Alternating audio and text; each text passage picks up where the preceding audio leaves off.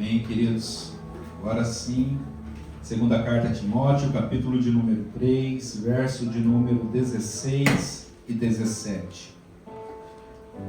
Como eu disse aos irmãos, eu vou estar tirando agora os cultos de Santa Ceia para estar ministrando à igreja a respeito das doutrinas bíblicas, né? E mês passado nós estivemos falando a respeito do que é doutrina, que são realmente os ensinamentos que o Senhor nos deixou aqui, né, que está nessa Bíblia, a palavra de Deus, realmente o nosso manual de regra de fé e prática, e que nós possamos estar temendo ao Senhor, realmente servindo a Ele com alegria, lembrando que no mês passado eu falei a respeito que existe também uma sã doutrina, e porque existe também muitas doutrinas falsas aí, né, que são disseminadas no meio cristão, e que nós possamos realmente entender aquilo que vem da parte de Deus genuinamente e vivermos de acordo com as palavras do Senhor. Amém? Hoje, então, para que nós possamos entender que a nossa fé tem que estar fundamentada em Cristo, primeiramente a gente precisa saber então aonde entendermos que está a verdade. E hoje eu vou estar falando a respeito da Bíblia ser a verdadeira palavra de Deus. Amém? Então, que nós possamos realmente entender, porque estamos num mundo que existem muitas religiões e muitas delas até mesmo julgam o seu livro também ser um livro santo, um livro sagrado, e vivem de acordo com eles, mas nós acreditamos que essa aqui, né, a palavra de Deus, é nela que contém a verdade. Amém?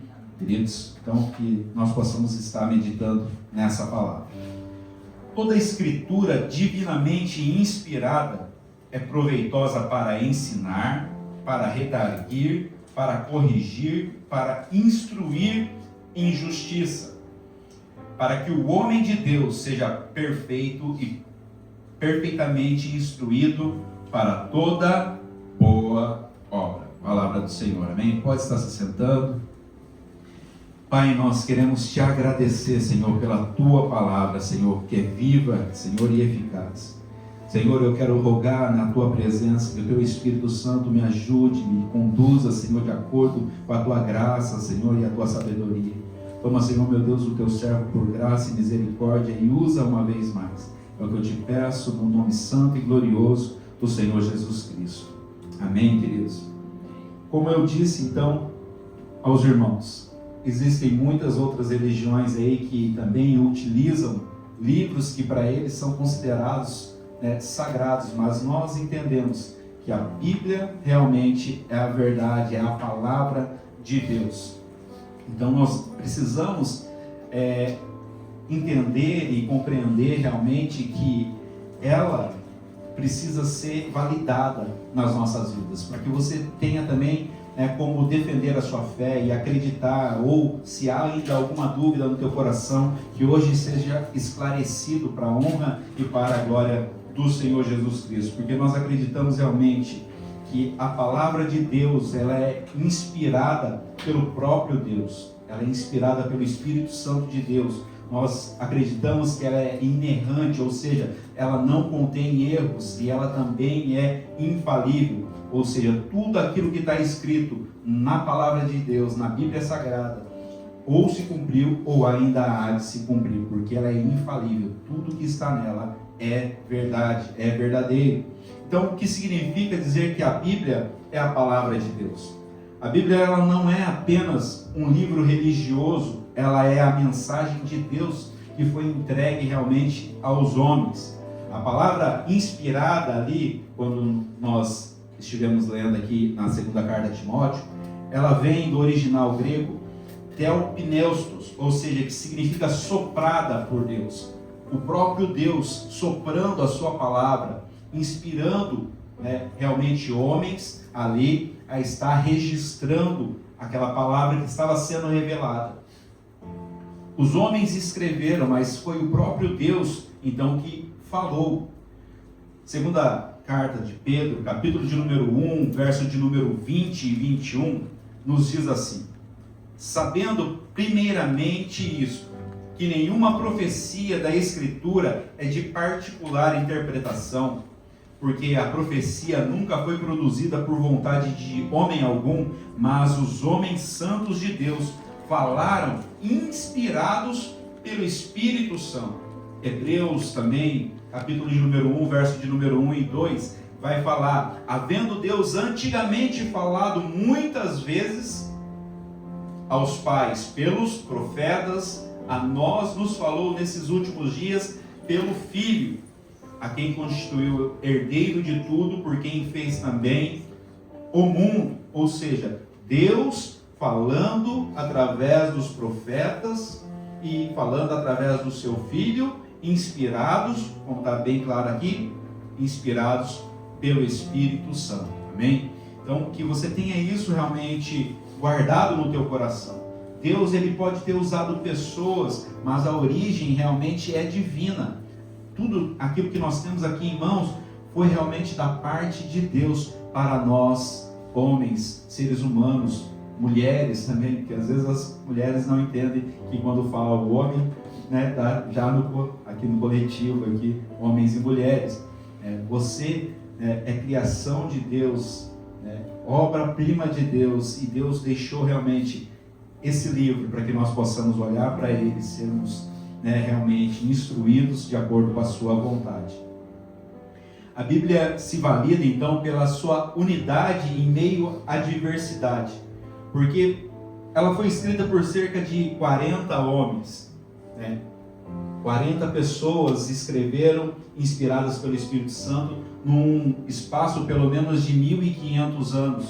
E você vê aqui que foram pessoas que estavam em diferentes continentes, pelo menos em 3 continentes, lá na Ásia, na África e também na Europa. Ela foi escrita por esses homens, alguns falavam ou escreveram em aramaico, outros ali também em hebraico e também no grego. O que fala que ela é validada por sua unidade em meio a toda essa diversidade? Porque embora tenha sido falado ou escrito ali por pessoas de diferentes categorias ou classes, alguns foram reis, outros foram pastores, outros foram ali pescadores, alguns foram médicos, outros profetas. Em meio a toda essa diversidade, o foco, a mensagem é única. A mensagem realmente, do começo ao fim, é revelar o plano de salvação através do Senhor Jesus Cristo. O próprio Jesus realmente, em um determinado momento, fala a respeito disso aos nossos corações. Em Lucas 24, 27, ficou registrado que Jesus ali, então começa, e começando por Moisés e por todos os profetas, Lucas 24, 27, começando por Moisés e por todos os profetas, desde lá, o Pentateuco, os 5 primeiros livros, ele começou então a explicar, o que dele se achava em todas as Escrituras. Em outra passagem, também está em João 5, 39, Jesus mesmo dizendo: examinais as Escrituras, porque vós cuidar ter nelas a vida eterna, e são elas que testificam a respeito de mim. Jesus mesmo validou as Escrituras. Se ele tem realmente, se a gente pode confiar naquilo que Jesus disse, então é a verdade que nós temos em mãos. Ele mesmo validou as Escrituras e pediu para que nós estejamos examinando ela de ponta a ponta, para que você entenda a respeito da vida eterna e a respeito daquilo que ela está anunciando sobre o nosso Senhor Jesus Cristo. Nenhum outro livro na história há essa harmonia, que mesmo sendo traduzido por diversas línguas, sendo feita, contada a história, escrita a história por pessoas diferentes, consegue ter essa harmonia plena realmente. E ela não apenas nos ensina, mas ela prevê também a respeito das coisas futuras, a respeito daquilo que ainda há de acontecer. Por isso a gente começa a entender que a Bíblia, ela também é validada pelas profecias que são cumpridas e que determina então que ela é infalível. as profecias cumpridas. Você vai ver ali, desde o exemplo que ela é dada através de muitas pessoas, né, de muitos livros, sobre o nascimento do Messias, né? E você vai ver também sobre a forma de morte que o Messias haveria de padecer, sobre a traição que haveria de acontecer, sobre a ressurreição que teria do Senhor Jesus Cristo. Então você começa a ver em várias passagens, em várias profecias, desde lá do Antigo Testamento, as coisas se cumprindo. E é impressionante, uma das profecias que você vai ver é a respeito de Ciro. Eu já ministrei há algum tempo atrás para os irmãos, esse homem que realmente foi levantado ali para destruir o Império Babilônico e ser um homem usado para dar livramento para o povo judeu, que havia sido cativo realmente ali pela Babilônia. E Deus havia escrito através do profeta, lá em Isaías, capítulo de número 44 ao 45, falando que iria se levantar um homem chamado Ciro, ungido, chamar ele de ungido, mesmo ele sendo um gentil, não fazendo parte do povo de Israel, do povo de Deus. Mas ainda assim Deus falou na sua palavra que ele levantaria um homem com esse nome, né? E ele daria livramento ao seu povo. O que acontece é que de repente alguém chega para Ciro e fala: olha aqui, será que esse daqui que a Bíblia está falando, que a palavra está falando, as escrituras estão anunciando, não é o Senhor? E ele se espanta com aquilo, e realmente Deus move aquela situação e ele permite que o povo esteja regressando, aqueles que quisessem, para a sua terra. Então, você vê realmente as escrituras aqui acontecendo, todas as profecias, né, centenas de anos antes, se cumprindo plenamente, queridos. A chance disso acontecer simplesmente por uma coincidência é praticamente impossível. Tantas e tantas profecias se cumprindo. Cristo mesmo, ele cumpriu diversas, centenas de profecias anunciadas. Por isso que muitas das vezes, quando aparecia alguém falando: eu sou Cristo, eu sou Messias, eles começavam a analisar. Tantas e tantas pessoas já haviam tentado ser anunciado como Messias. Ainda nos dias de hoje a gente vê aí, tem um maluco lá que fala que ele é o Henrique Cristo, eu acho, porque ele se acha, se julga, se denomina o Cristo. Mas você vai olhar a história, o histórico, as profecias se cumprindo na vida desse homem, você vê que claramente é um falso profeta. Mas em Jesus se cumpriu todas as profecias acerca dele. Amém? Deus, ele vê o futuro porque ele é o próprio autor da história. Foi ele quem escreveu, por isso ele tem a certeza de que tudo aquilo que está escrito se cumpriria. A Bíblia também se valida pelo seu poder de transformação, porque ela é espírito e vida. Quantos aqui foram transformados pela palavra de Deus? Amém? Quantos aqui chegaram na igreja de uma maneira e hoje tem visto a sua vida ser transformada de glória em glória? Eu me recordo que quando eu cheguei, eu era um perdido nos vícios, perdido na prostituição, lembrando que tem alguns adolescentes ou pessoas que não têm entendimento, fala assim, a prostituição, acha que é aquele que está vendendo o seu corpo lá fora. E não é bem isso. Quando alguém aqui, algum adulto fala, a gente era perdido numa vida de prostituição, não significa literalmente essa pessoa que estava vendendo o seu corpo por dinheiro, mas era uma pessoa que se relacionava com outras pessoas, namorava com outras pessoas, um homem ou com uma mulher, sem ainda ser casado. Porque o que Deus abençoa é realmente a união do casamento, o leito sem mácula. Então nós entendemos realmente que, mesmo tendo uma vida antigamente de prostituição, uma vida perdida, fazendo as coisas erradas, de vícios, de roubalheira, Deus foi transformando, trabalhando nas nossas vidas, no nosso coração, no nosso caráter, formando agora o caráter de Cristo em nós. Que nós possamos realmente ser semelhante ao Senhor e permitir que Ele esteja trabalhando, né, transformando as nossas vidas, de acordo conforme nós vamos aprendendo mais e mais da palavra de Deus. Se fosse contar aqui testemunhos que eu conheço de pessoas que chegaram totalmente viciadas, pessoas que chegaram com casamento destruído, pessoas que chegaram enfermas, e Deus foi fazendo, Deus foi transformando, porque realmente a palavra de Deus era validada por esse poder transformador.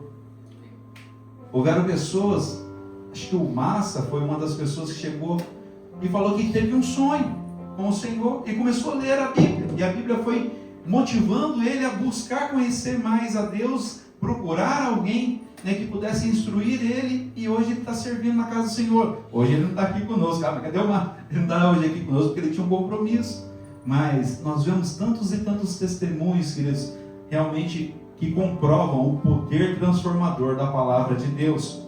Ele é um livro que informa, quer dizer, melhor dizendo, há muitos livros aí fora que informam, mas a Bíblia realmente ela nos transforma de glória em glória. Salmo 119, verso de número 9, abre aí comigo. Você jovem que veio aí na cela ontem, você também já de mais idade, olha o que a palavra de Deus nos diz aqui em Salmo 119, 9.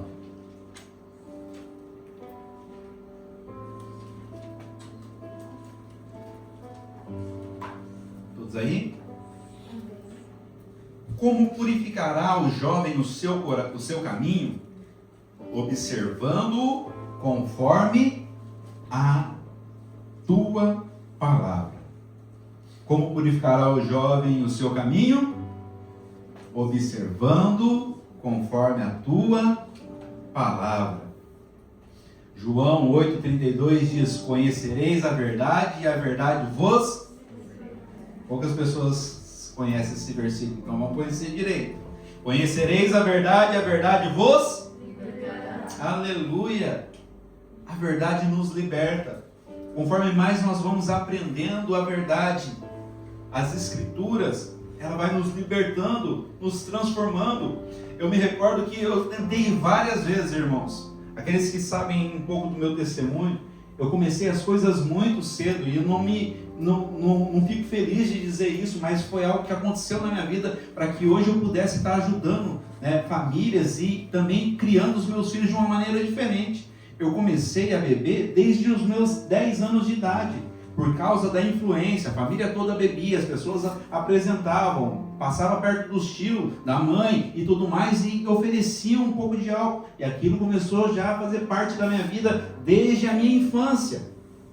Aos 10 anos, antes de completar 11 anos, eu já estava algumas vezes bêbado, a ponto de vomitar, de tanto que eu havia bebido. Eu me recordo que a primeira vez que isso aconteceu, parou eu e o meu tio, né, um tio meu, e nós tomamos 5 garrafas de vinho. E eu vi quase as minhas tripas sair para fora, irmão. Passei tanto mal, mas tanto mal, que eu prometi, eu nunca mais vou beber. E eu já vi muitas pessoas falando, prometendo algo assim: eu nunca mais vou fazer isso, sabendo que aquilo é errado, o que fez mal para ele. Mas o que aconteceu? Passado alguns dias, parece que aquela memória daquele mal-estar tinha ido embora. E novamente eu estava lá, me embriagando e bebendo. E foi isso tantas e tantas vezes, desde a minha infância. A ponto de que houveram alguns momentos que eu falei assim: eu não tenho dinheiro. Automaticamente, um pecado acaba levando ao outro pecado. Não tinha dinheiro, consequentemente eu tinha que fazer alguma coisa para arrumar o dinheiro. O que acontecia? Eu ia lá, trabalhava. Nem todo mundo dá trabalho para uma criança, adolescente, jovenzinho. Algumas vezes eu consegui, por ajudar uma velhinha, pegar, né, lavar o quintal de alguém, mas acabava roubando. Um pecado levando a outro, um abismo chamando outro abismo. E é o que acontece na vida de muitas pessoas, principalmente aqueles que cresceram em ambientes realmente inapropriados, onde a criminalidade, onde a destruição ali, os vícios, né, e a iniquidade é grande. E assim foi indo. E eu, em alguns momentos, falei: eu vou parar de beber. Eu me recordo que teve um momento que eu me apaixonei por uma jovenzinha e ela ia para a igreja. Ela ia para a igreja e eu comecei a ir para a igreja também. Eu comecei a ir lá e o pastor logo sacou, você está vindo aqui na igreja por causa da tal pessoa. E eu falei assim, não, eu gosto de vir aqui. E ele, não, você está vindo aqui, olha, estou de olho em você, hein? Um pastor americano, pastor Steve. E naquele momento, né, se ele tinha sacado, imagina a mãe da menina. E a mãe da menina então fez o quê? Fez a gente se separar. E eu falei, não, eu vou parar de beber, eu vou mudar de vida, eu quero... Mas era uma criança, irmão. Eu acho que nem 12 anos eu tinha ainda. Era de 11 para 12 anos. E eu querendo namorar. Sério. Daí ela falou assim, você precisa parar de beber, porque eu vou para a igreja, minha mãe não gosta, não sei o que. Precisa parar de beber, precisa parar de brigar. Porque o meu vício maior não era nem a bebida, era a briga. Eu gostava de brigar todo santo dia. E ela, você tem que parar. E eu tentava. Eu tentei. Foi uma das primeiras vezes que eu tentei parar de beber e parar de brigar. O que aconteceu? Não dava certo. Eu tentava, parava uns 2, 3 dias, daí eu ficava mais irritado, daí mais que eu brigava, daí eu comecei, para evitar de brigar com outras pessoas, eu comecei a me automutilar. O que acontece com muitas crianças aí, que começam a ficar em depressão, em tristeza, e começam a se cortar, se machucar. Eu não fazia isso, eu começava a bater na parede, a ponto de sangrar minha mão, até sangrar toda a mão, bater com a canela na parede, a ponto de ficar todo ensanguentado, quebrar um monte de tijolo na cabeça, por causa que eu estava tentando me controlar da minha maneira. Mas, queridos, depois de tantas e tantas tentativas que deram errado, aos 17 anos, um mês antes de eu completar 18 anos, eu entrei por uma porta de uma igreja, e ali eu comecei a ouvir louvores, eu comecei a escutar a palavra, e eu conheci a verdade, e a verdade me libertou. Para a honra e glória do Senhor Jesus Cristo, a verdade me libertou. E eu tenho certeza que ela libertou a vida de muitos aqui. E você que talvez está lutando, a verdade pode te libertar também nesse dia. Em nome de Jesus. Busque conhecer mais a palavra do Senhor. Busque realmente colocar o seu caminho na presença do Senhor. Observe a palavra do Senhor e Ele vai fazer em nome de Jesus. E é ela que vai mudando realmente o nosso caráter, vai libertando de vício, vai restaurando famílias, é ela que vai dando esperança àquele que está em depressão, que está em ansiedade, em angústia. É ela que vai trazendo a paz ao aflito. A palavra de Deus, ela é poderosa, ela é transformadora, porque a palavra de Deus é viva e eficaz. Hebreus 4:12. Ela é viva e eficaz, querido. Ela tem poder. Essa palavra tem poder para transformar vidas. Vocês lembram? Hoje o Davi também não está conosco porque ele está com influenza. Semana passada era os filhinhos deles, essa semana foi ele. Mas vocês lembram quantas vezes ele vem trazer testemunho aqui do que Deus tem feito na minha vida dele nesse último ano e meio? Não faz nem 2 anos, irmãos. Conforme mais você der espaço, conforme mais você abrir o coração, mais Deus faz, mais rápido Ele faz. O problema é que muitas pessoas tendem a falar assim, não, nessa área eu reconheço que eu preciso ser transformado e permito Jesus transformar, Jesus mexer, Jesus limpar. Agora, nessa outra área aqui, Senhor, essa área eu acho que eu tenho sabedoria suficiente para controlar. Mas é finanças, Senhor, aqui eu sei controlar, eu sei lidar bem com isso. Mas é o casamento, eu sou um homem romântico, eu amo a minha esposa, eu faço declaração, eu levo flores. Eu não preciso que o Senhor haja no meu casamento, me ensine alguma coisa a respeito, porque eu sou bom no negócio. Senhor, mas eu já me cuido tanto, a minha saúde é tão boa, eu faço exercício, eu vou lá, eu faço academia, eu faço minhas atividades. Eu não preciso que o Senhor me ensine aquilo que eu preciso fazer. Tantas e tantas áreas, irmãos. Mas, quando a gente olha para aquilo que a palavra está nos dizendo, ela realmente fala até os dias de hoje, porque a palavra, a letra pode matar, mas a palavra traz vida. Amém, queridos? Deus continua falando nos dias de hoje através da sua palavra. A Bíblia também, ela se valida pela sua sobrevivência. Ao longo da história da humanidade, tantas e tantas vezes, irmãos, ela chegou a ser tentar destruí-la, proibir a palavra de ser ministrada ou compartilhada. Ainda nos dias de hoje há países realmente extremistas que não permitem que a palavra de Deus, que a Bíblia seja disseminada, seja compartilhada no seu país. Pessoas ainda são perseguidas, até mesmo são mortas por causa da perseguição à palavra de Deus. Se não tivesse algum poder, se não tivesse todo o poder, melhor dizendo, numa palavra, naquilo que contém nesse livro, por que tanta perseguição? Mas ela, ainda que tenha sido perseguida, proibida, queimada, ridicularizada, ela ainda permanece até nos dias de hoje. E é o livro mais compartilhado, é o livro mais produzido, como é que fala? Mais feito cópias, vendido no mundo. Até hoje, irmãos. Isaías, capítulo de número 40, verso de número 8, fala assim: seca-se a erva, caem as flores, mas a palavra do nosso Deus subsiste eternamente. Mateus também, capítulo de número 24, verso 35, fala: os céus e a terra passarão, mas as minhas palavras não hão de passar. Amém? Glória a Deus. Impérios tentaram destruir, governos tentaram até mesmo apagar, filósofos aí tentaram desacreditar, colocando as suas filosofias, os seus entendimentos, seus pensamentos, mas, querido, ela ainda continua sendo o livro mais lido no mundo. Ela ainda continua sendo um livro mais feito cópias no mundo. Por quê? Porque não é um livro humano. Não é um livro feito por homem, que talvez você já tenha lido. Você já comprou algum livro na tua vida? Já leu alguns livros? Quais livros que você já leu mais de uma vez?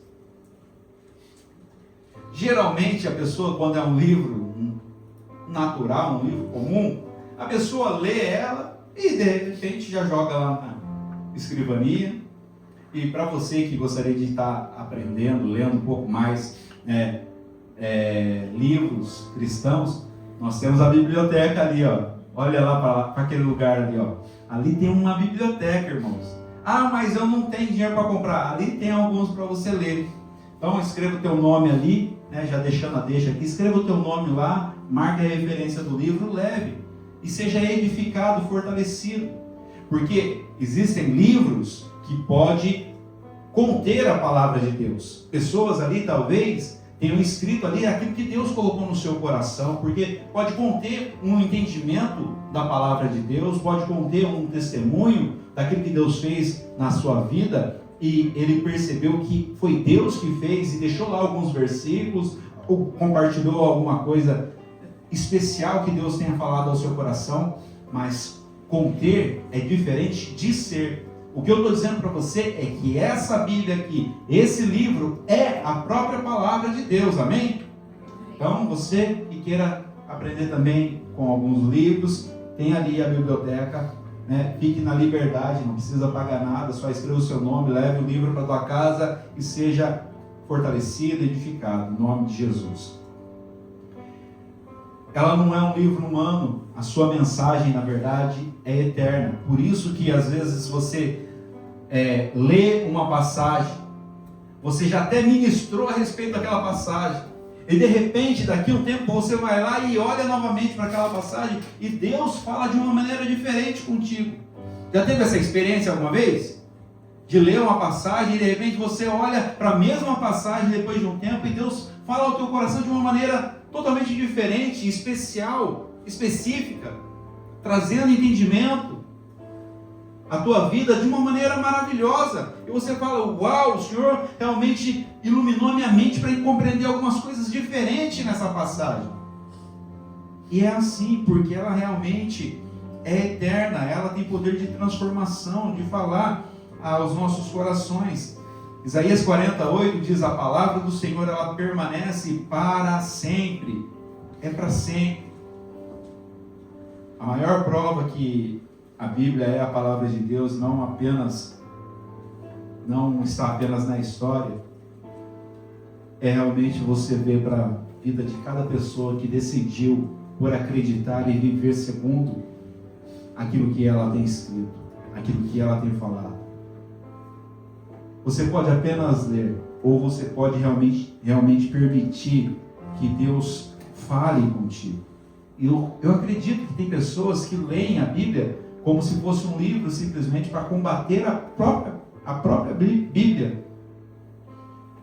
E essas pessoas leem realmente tentando de alguma maneira ir contra. E não faz transformação, porque estão simplesmente lendo. Mas se você, antes de abrir a palavra e começar a ler, você fizer uma simples oração. Eu sempre aconselho aos irmãos, principalmente aqueles que são iniciantes na fé, quando vai ler a palavra, nunca simplesmente abre e leia. Antes de ler, abre ela ali, na onde você estiver, não o biscoitinho da sorte. Deus, fala comigo e tchau.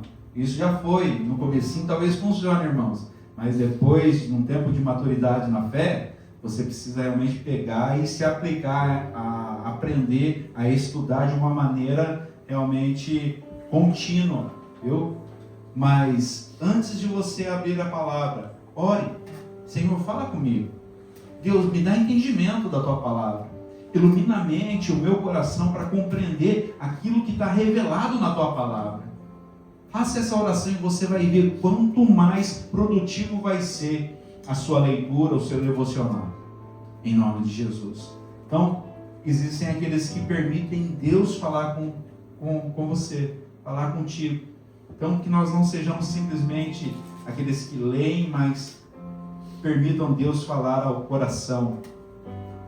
Ela não foi feita simplesmente para ser estudada, ela foi feita para ser obedecida. O que o Senhor espera quando nós olhamos para a sua palavra é que nós obedeçamos a sua palavra. Já contei algumas vezes, torno a contar novamente. Eu vivi num país onde a maioria é católica. Nós já crescemos entendendo ou ouvindo a respeito de Cristo. E durante a minha vida ali no catolicismo, na religião, eu aprendi bastante a respeito da Bíblia, irmãos. A minha professora ensinava de catecismo, ensinava muito bem a palavra. A ponto de eu olhar assim e falar assim, uau, ela ensina muito bem, tudo isso é muito bonito. Eu admirava muito aquela mulher. Só que de repente, a minha vida nunca mudou. Mas de repente, quando eu aceitei a Cristo de verdade no meu coração, as mesmas palavras que eram ensinadas, eu falava, olha, eu já sei disso. Mas é para viver, é? Ah, eu sei que é, não adulterarás.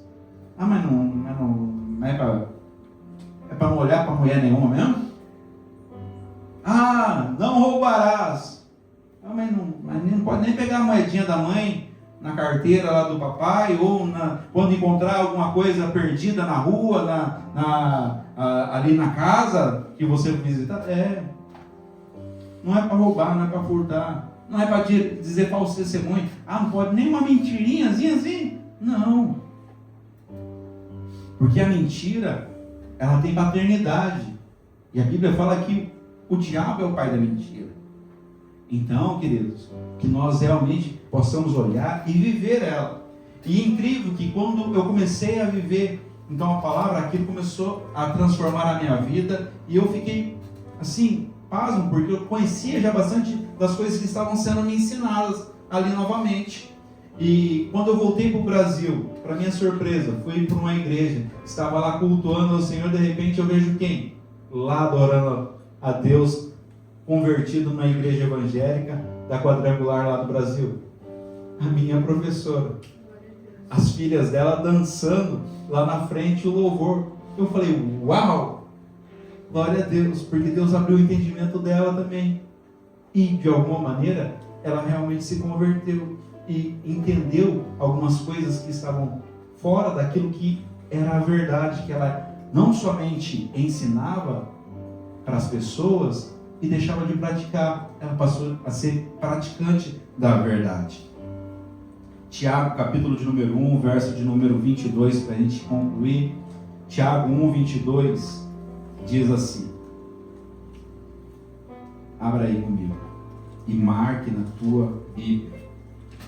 Deixa aí salvo, se ela está no celular, ou no tablet, alguma coisa eletrônica.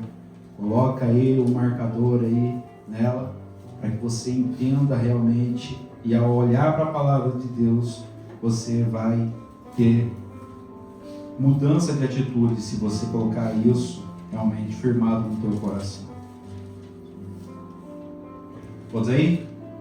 Tiago 1, 22. Vou esperar todos abrirem para estar grifando aí, marcando. Tiago 1, 22. E sede cumpridores da palavra, e não somente ouvintes, enganando-vos com falsos discursos.